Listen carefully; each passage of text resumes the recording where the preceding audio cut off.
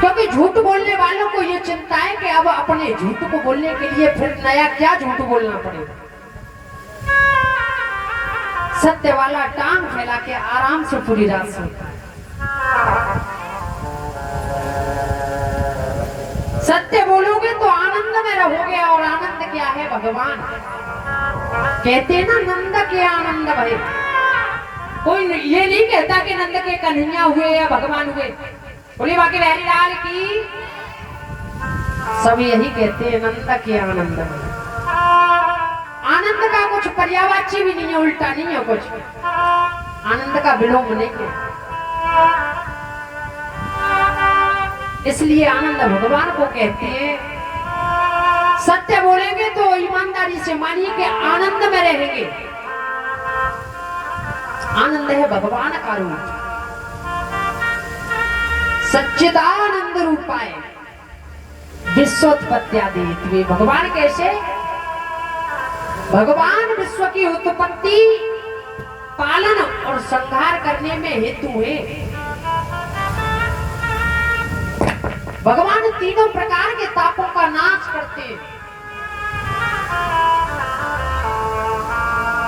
किते ही कदे विकल होते कतापा, होते ही कदे विकल होते कतापा,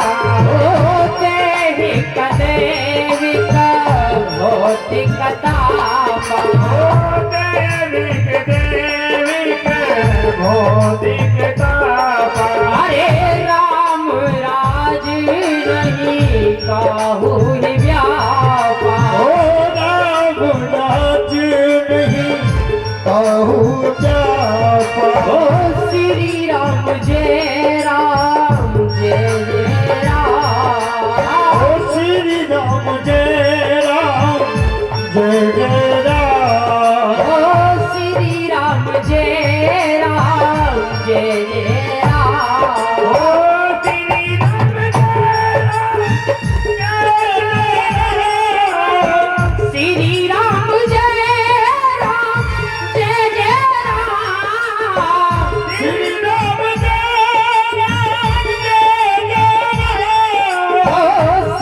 राम जय राम जय जय राम, श्री राम जय राम जय जय राम।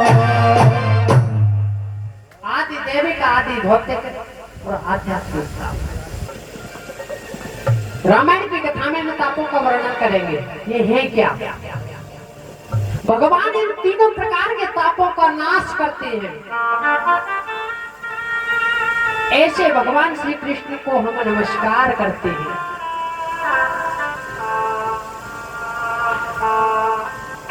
अनेक वक्ताओं ने अनेकों प्रकार के अपने अपने हिसाब से इसके अर्थ निकाले। सच्चिदानंद रूप हर भगवान की स्तुति में सेट कर देते हैं ज्ञानी वक्ता जो है। आपको ये ना समझे, कथा समझ में आ रही है? पहले ये बताओ, साफ आवाज आ रही है मेरी? यहां तक बोली बाकी बिहारी लाल की, इस सच्चिदानंद रूपाय, सच्चिदानंद रूपाय है भगवान। अब करते रहे तो कई दिन इसी में निकल जाए, क्योंकि हरि अनंत, हरि कथा अनंता। भगवान कैसे हैं? अनंत, जिनका ना तो शुरुआत पता है ना अंत पता है, अनंत है। ऐसी उनकी कथा है। कहीं सुने ही बहुविधि सब संता, और सब संत इसे अपने प्रकार से कहते हैं, अपने अनुसार ही सुनते हैं। उनवारी व्यास जी ने तो ये कथा ऐसे कही, सब अपने अपने प्रकार से कहते हैं। बस फर्क इतना आ गया है अब जय जय कि लोग मतलब की बातें ही ग्रहण करते हैं, और व्यास जी भी मतलब की बातें कहेंगे, बस ये निकल।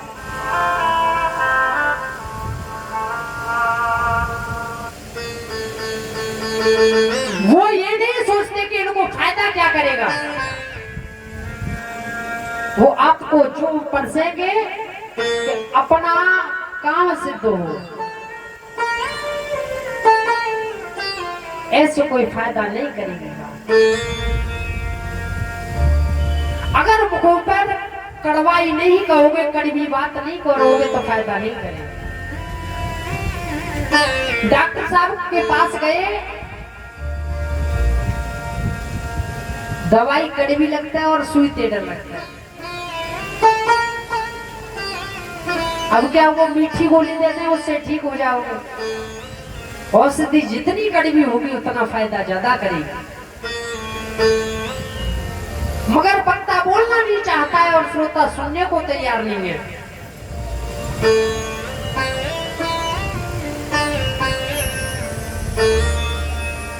भगवान की कृपा है जो हम एक ऐसे देश में बैठे हैं, वरना साहब इतना भी समय किसी के पास नहीं होता है कि अपने बच्चों से भी बातें करने लोग, भारत के अलावा और देशों में। एक बार ऋषि नारद जी घूमते घूमते इस मृत्यु लोक पर आ पहुंचे। अब आकर के देखा क्या कि कोई तन दुखी, कोई मन दुखी, और कोई धन में न रहे तो उदास। अरे थोड़े थोड़े सब दुखी, पर सुखी राम के दास। नारद जी ने देखा कोई शरीर से परेशान है तो कोई शरीर से तो ठीक है, मगर मन में बेचैनी। कोई दोनों तरफ से, तन और मन दोनों तरफ से ठीक है, तो वो पैसे के लिए उदास रहता। दुनिया ऐसी ही हो गई है। भगवान ने सृष्टि को गुण और दोष में बनाया है, इसीलिए तो इसका नाम दुनिया है। दो तरह के लोग हैं, अच्छे भी मिलेंगे और बुरे भी मिलेंगे, भले भी मिलेंगे बुरे भी मिलेंगे। क्यों? क्योंकि दो तरह के लोग हैं, दुनिया है इसका नाम। अगर एक ही तरह के होते तो दुनिया होता ना इसका नाम। इसलिए नारद जी ने देखा, देखते देखते वृंदावन धाम पहुंचे। वहां देखा कि एक जवान युवती चीख मार मार के रो रही है। नारद जी के कर्णों में रुदन पहुंचा तो जाकर के उस स्त्री के पास पहुंचे। देखा कि पास में दो बुजुर्ग पड़े हैं। नारद जी ने प्रणाम किया, शीश झुकाकर पूछा, हे माता आप ऐसे क्यों रोती हैं? आपके दुख का कारण क्या है? और ये जो दोनों आपके बगल में लेटे हुए ये कौन है?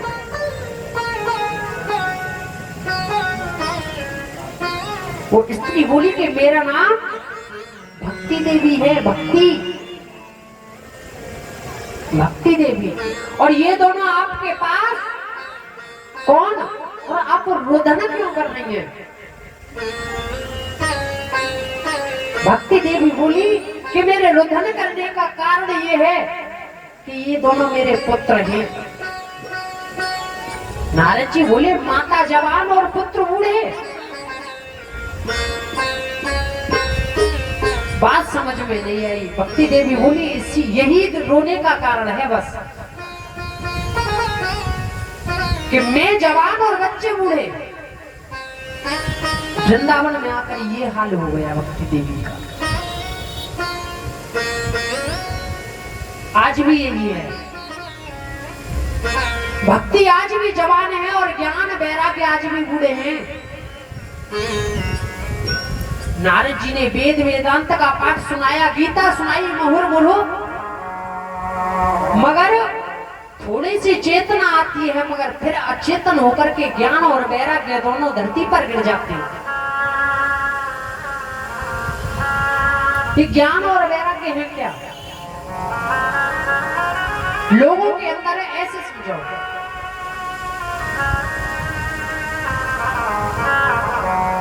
भक्ति तो आज भी बहुत है। अब सामने में आए दिन अपने मोबाइलों पर और टीवियों पर आप खबर देख रहे होंगे, कितना कावड़िया चल रहा है जी। वृंदावन में अभी बता रहे थे टेंट साहब कि हमारी गाड़ी गई, 4-5 गाड़ी गई, कितनी भीड़ होगी। भीड़ का रेला है था। भक्ति तो जवान है ना, इसीलिए तो हर जगह इतनी भीड़। लोग 250-250 किलो लीटर जल लेके आ रहे हैं, 255 लीटर जल लेकर के हरिद्वार से। तो भक्ति तो जवान है, मगर ज्ञान नहीं है किसी को, ना ही वैराग्य है। अब ज्ञान और वैराग्य आएंगे कैसे? इसी से ज्ञान होगा और श्रीमद् भागवत से ही वैराग्य आएगा।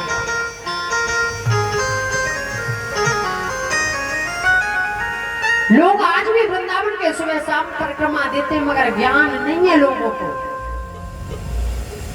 अब ज्ञान का ऐसा मामला मान लो, गांव में रामायण तो खूब होती होंगी आपके में, रामायण जी, रामायण तो होती होंगी,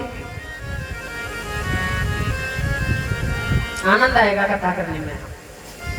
एक जगह पहुंच गए प्रभु, हमने पूछी मैंने कि रामायण होता है, तो एक भी हाथ नहीं उठा साहब। लेकिन यहाँ तो रामायण की कथा करना ही बेकार है। जब ज्ञान नहीं होगा लोगों को तो हम कुछ भी आए कुछ भी कह जाएं। पंडित जी आए कैसे भी कुछ भी करवा दें, क्योंकि ज्ञान नहीं है ना। भक्ति तो है, नंगे पैर काबर ला सकते हैं, ज्ञान नहीं है थोड़ा, वैराग्य भी नहीं है। वैराग्य क्या है?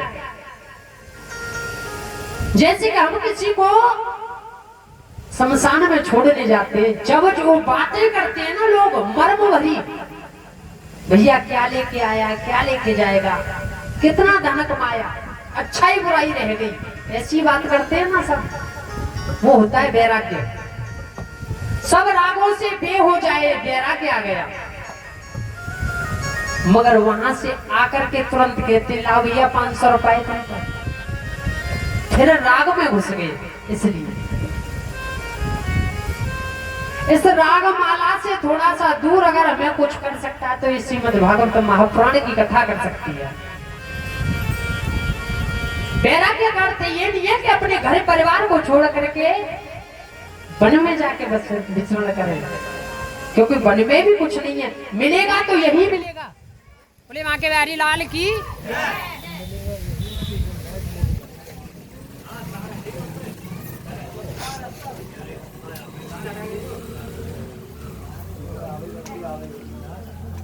भाई मेरे मायके ठीक करवा दे, मुझे तो बोलना नहीं मेरे मायके।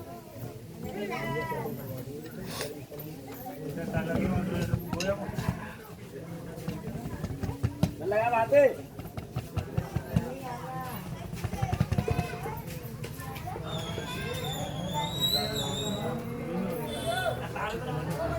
बोला तो बोला,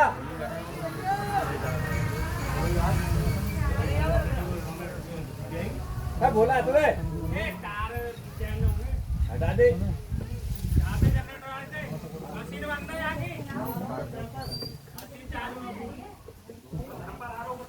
भाई जल्दी करे करो।